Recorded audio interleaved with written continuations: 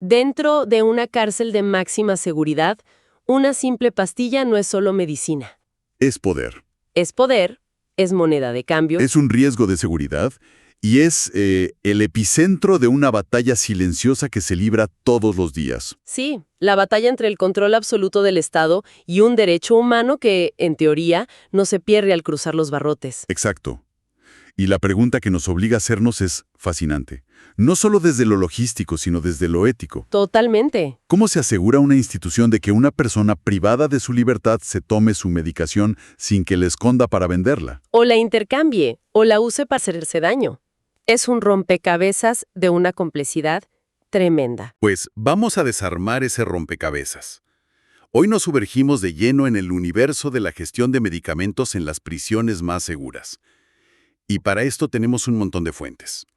Informes de Human Rights Watch, manuales de la ONU, normativas de gobierno y un par de estudios de caso muy concretos. Vamos a empezar por el estándar global, el deber ser, digamos. Ok. Y luego vamos a poner ese ideal frente al espejo de la realidad. Vamos a contrastar dos modelos latinoamericanos que son la noche y el día. ¿Cuáles son? Por un lado, el hermético Centro de Confinamiento del Terrorismo, el CECOT, en El Salvador, y por el otro, el sistema de Colombia, que es enredado pero está muy supervisado. Nuestra misión, entonces, es entender la tensión en el corazón de este sistema, descifrar cómo se busca el equilibrio entre la salud de los reclusos y las implacables exigencias de la seguridad. Un choque de mundos. Empecemos por la base, ¿te parece? Por el estándar internacional. Me parece perfecto, porque para entender las desviaciones, primero hay que tener clara cuál es la regla de oro.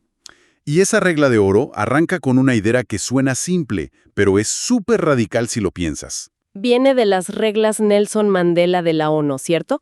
El principio de equivalencia. Exacto, que la atención sanitaria dentro de una prisión debe tener la misma calidad que la de cualquier ciudadano en libertad. Ni más ni menos. Pero aplicar eso en un entorno donde cada objeto puede ser un arma. O una mercancía. Ese es el gran desafío. Por eso se han desarrollado dos modalidades principales para distribuir los fármacos. A ver. La primera, y la más estricta, es la terapia de observación directa, o DOT. Observación directa. O sea, te están mirando. Enfermero te ve físicamente ingerir cada dosis. ¿Y eso se usa para todo tipo de medicamentos? No, para nada. Se reserva para los de alto riesgo. Pensemos en tratamientos para el VIH, tuberculosis, Claro, que son un problema de salud pública si se interrumpen. o psicofármacos potentes que podrían usarse como droga o para someter a otros. La gran ventaja es que la adherencia al tratamiento se dispara, ¿A cuánto? a cifras casi perfectas entre el 90 y el 100%. Pero la desventaja es obvia. Se necesita una cantidad enorme de personal, me imagino. Las filas deben ser larguísimas. Y la alternativa para algo menos crítico, como una pastilla para la presión. Ahí entra la segunda modalidad, medicamentos en posesión. Ok. En este caso, al interno se le entrega un pastillero con la dosis para una semana o a veces un mes y se le da la responsabilidad de autogestionarla. Ah, eso fomenta la autonomía. Sí, lo que es bueno para la futura reinserción, pero abre la puerta a todos los riesgos. Al acopio, al robo, al tráfico. Exacto. Espera, detengámonos ahí. Porque la logística de la terapia de observación directa me vuela la cabeza. No es solo dar la pastilla. No. Es asegurarse con un 100% de certeza de que fue ingerida, en un lugar lleno de gente que tiene todos los incentivos del mundo para no cooperar. ¿Cómo diablos lo hacen? Con una coreografía de seguridad increíblemente rigurosa. Se conoce como mouth check. Verificación oral. ¿Sí? Y tiene varios pasos ineludibles. Primero, la identificación. Cero margen de error. ¿Se escanea un brazalete con código de barras o se verifica con una foto? Ok. Paso 1. Asegurar que eres tú. Lógico. Segundo, la ingestión. Se te entrega la dosis y se te exige beber un vaso de agua, usualmente de unos 250 mililitros. Y el agua no es solo para ayudar a tragar, ¿verdad? No, es parte del mecanismo de seguridad. Y tercero, la verificación. Aquí está la clave. Se le pide al interno que hable, que diga algo, que abra bien la boca, Que levante la lengua. que la mueva de lado a lado. ¡Wow! O sea, es un procedimiento increíblemente invasivo. Están buscando la pastilla escondida en la mejilla, lo que llaman cheeking. Exacto. Y no termina ahí. El cuarto paso es la observación post-administración. El interno no puede irse de inmediato. ¿Cuánto tiempo? Debe permanecer en un área supervisada entre 5 y 20 minutos. Esto es para evitar que, al doblar la esquina, se induzca el vómito y recupere el fármaco. Para venderlo en el mercado negro. Impresionante. Es casi una ciencia. Y hay algo todavía más extremo. Sí, para medicamentos con un valor altísimo en el mercado negro carcelario, existe el método crush and float. Triturar y flotar. Literalmente, se pulverizan las tabletas y se disuelven en un líquido. Así es absolutamente imposible recuperarlas. Claro. La gran desventaja es que esto puede alterar la farmacocinética, o sea, cómo el cuerpo absorbe el medicamento. Entonces, tenemos este manual de buenas intenciones, el estándar global. Pero, como siempre, del dicho al hecho hay un trecho enorme. Enorme. Y para ver qué pasa cuando ese manual se ignora o se reinterpreta de la forma más severa, tenemos que ir al caso más polémico de Latinoamérica hoy, el CECOT en El Salvador. Sí, una megaprisión para pandilleros que opera bajo un régimen de excepción que ha suspendido varias garantías constitucionales. Y aquí el choque es frontal entre lo que dice la ley y lo que describen los informes. Fíjate que la ley salvadoreña, en el papel, es bastante robusta. Exige buenas prácticas de almacenamiento, prescripción médica, lo normal. Pero los informes de Human Rights Watch y de la organización Cristosal pintan un panorama Radicalmente opuesto. Se basan en decenas de testimonios de personas que estuvieron ahí dentro o de sus familiares. y los hallazgos son durísimos. Según los reportes, un interno enfermo puede esperar de 1 a 3 días solo para que lo lleven a la enfermería. Y eso sí lo llevan. Muchas quejas, según los testimonios, son simplemente ignoradas. Pero lo que es aún más grave, según estos informes, es la denegación sistemática de fármacos para enfermedades crónicas. Y esto es terrible. Los testimonios hablan de internos con diabetes, hipertensión, epilepsia, a los que se les niega su medicación de forma rutinaria. Y la única instrucción que reciben, según relatan una y otra vez, es tomar más agua. Hay que detenerse un segundo a pensar en lo que eso significa. ¿Negarle insulina a un diabético y decirle que tome agua? O un anticonvulsivo a un epiléptico. No es solo negligencia. Los informes lo describen como un acto de crueldad deliberada. Además, documentan una falta de atención a lesiones graves, como fracturas o hemorragias, que, según los testimonios, son producto de golpizas sistemáticas. Infecciones que no se tratan, ausencia total de apoyo psiquiátrico. Y hay un caso en los documentos que es emblemático de esta política. El de más de 250 venezolanos trasladados al CECOT en 2025. ¿Por qué es tan revelador? Porque muchos ya estaban en medio de tratamientos médicos que habían iniciado en Estados Unidos. Tenían un diagnóstico, una prescripción. ¿Y al llegar al CECOT? Según las denuncias, los tratamientos fueron interrumpidos de forma inmediata y total. El mensaje es claro. Aquí, el control absoluto está por encima de la continuidad de un tratamiento médico vital. ¿Y el gran problema? Es que verificar todo esto de forma independiente es casi imposible. El gobierno ha declarado bajo reserva toda la información sobre las muertes en custodia. Es una caja negra. No se puede saber si esas muertes se debieron a negligencia médica o a otras causas. Por eso, organismos como la Cruz Roja han pedido acceso independiente. ¿Y si el modelo del CECOT es un paradigma de seguridad punitiva? El caso de Colombia nos muestra el otro extremo del espectro. Un sistema complejo, caótico, burocrático, pero con una característica que lo cambia todo, una fuerte supervisión judicial. Claro, y esa división de responsabilidades suena lógica en un organigrama, pero en la práctica me imagino que es una pesadilla burocrática. Esa es la pregunta del millón. En Colombia, la estructura es bicéfala. ¿De dos cabezas? Exacto. Por un lado está la USPEC, la Unidad de Servicios Penitenciarios. Ellos son los administradores. Contratan a las empresas de salud, compran los medicamentos, todo eso. Ok, la logística. Y la otra cabeza es el INPEC, el Instituto Nacional Penitenciario. Su rol es la custodia, la seguridad. Entiendo.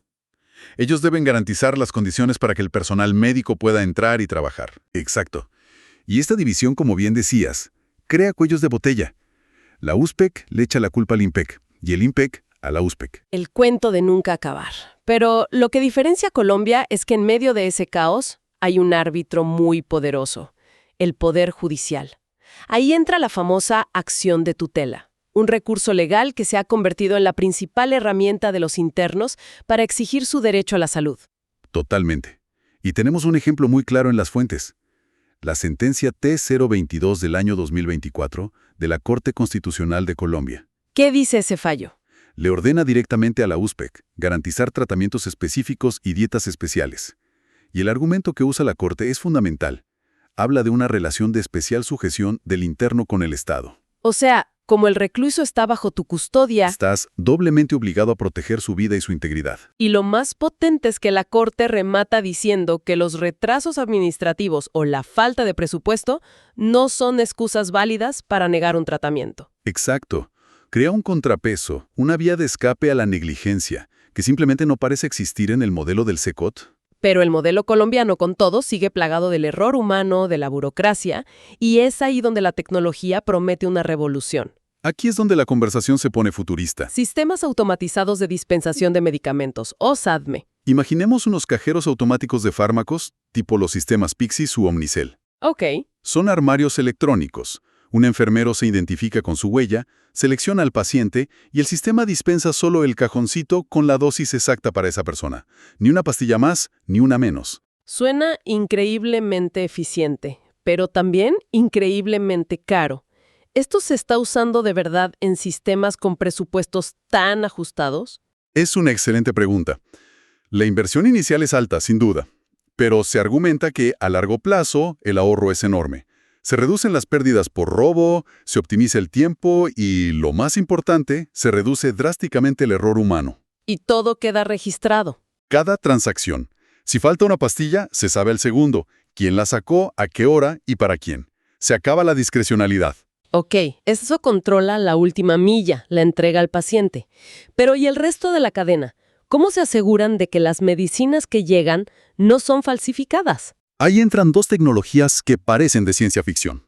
La primera es el blockchain. La misma tecnología de las criptomonedas. ¿Cómo se aplica una caja de aspirinas? Imagina que cada movimiento del medicamento, desde que sale del laboratorio, se registra como un bloque de datos en una cadena digital inalterable. Como el número de seguimiento de un paquete, pero a prueba de fraudes. Exacto. Crea una trazabilidad total. Y la otra tecnología es el RFI, la identificación por radiofrecuencia. Las etiquetas electrónicas. Sí, con un lector puedes hacer un inventario de miles de ítems en segundos. Sin abrir las cajas, detectas cualquier faltante de forma instantánea. Es un salto cuántico. Hemos hablado de protocolos, de modelos opuestos, de tecnología, pero todo esto converge en un punto de fricción, profundamente humano. El dilema ético del médico que trabaja en una prisión. Y esto nos lleva al nudo gordiano de todo el sistema. En la Facultad de Medicina juran lealtad al paciente. Claro, su deber es curar. Pero en la cárcel su cheque lo firma el Estado, cuya prioridad es la seguridad. Es un conflicto de lealtad casi irresoluble. En bioética se conoce como lealtad dual. ¿A quién le debes lealtad? ¿A tu paciente recluso o a tu empleador Estado? Para intentar guiar a los médicos en esta situación, la ONU creó en 1982 los principios de ética médica, y son muy claros. ¿Qué establecen? Que un médico no puede, bajo ninguna circunstancia, participar en actos de tortura o tratos crueles. Tampoco puede certificar que un recluso está apto para recibir un castigo físico que dañe su salud. El principio rector sigue siendo el mismo de siempre. Primum non nocere. Primero, no hacer daño. Exacto. Interrumpir un tratamiento vital, como se describe en los informes sobre el SECOT, es una violación directa de este principio. Y la historia nos ha dado lecciones muy oscuras sobre por qué estos principios son sagrados. Como los experimentos en la prisión de Holmesburg, en Filadelfia. Un caso que da escalofríos. Durante casi 25 años se expuso a reclusos a todo tipo de sustancias tóxicas, dioxinas, agentes químicos, para probar productos. Se les trató, literalmente, como conejillos de indias humanos. Un abuso sistemático amparado por la ciencia y la falta de ética. Fue una pesadilla. Y es por casos como ese que se crearon los códigos éticos modernos. Exacto. El horror de Holmesburg y de los experimentos nazis llevó a la creación de códigos como el de Nuremberg, que refuerza la importancia absoluta del consentimiento informado. La lección es clara. La autonomía sobre el propio cuerpo no se pierde al cruzar las puertas de una prisión. La condición de recluso no te convierte en propiedad del Estado. Entonces, ¿qué sacamos en claro de todo este recorrido? Hemos visto el choque brutal entre un modelo como el del CECOT, donde la salud parece subordinada al castigo, Y otros modelos que, aunque imperfectos, a través de la supervisión judicial y la tecnología, intentan mantener a flote la dignidad humana. ¿cuáles serían las claves para una gestión óptima entonces? Bueno, según se desprende de las fuentes, son bastante claras. Primero, garantizar la continuidad de los tratamientos. Interrumpirlos es una línea roja. Segundo, la tecnología. Sí, adoptar tecnologías de trazabilidad para eliminar la discrecionalidad, el error humano y la corrupción. Y la independencia del personal médico, que me parece crucial. Crucial. Y cuarto, permitir la supervisión externa e independiente. La luz del sol es el mejor desinfectante. Y esto nos deja con una reflexión final, una idea que se queda dando vueltas. Si la tecnología hoy nos permite crear sistemas farmacéuticos casi perfectos, a prueba de errores y corrupción, dentro del entorno más hostil que podemos imaginar, Una prisión de máxima seguridad. exacto, ¿qué es lo que impide que se implementen sistemas similares para garantizar el acceso a la salud fuera de los muros, en las comunidades más vulnerables, donde la gente a veces muere por falta de un medicamento que sí está en algún almacén? Es una gran pregunta. Quizás, y es una idea paradójica, la prisión se está convirtiendo, sin quererlo, en un campo de pruebas para el futuro de la salud pública.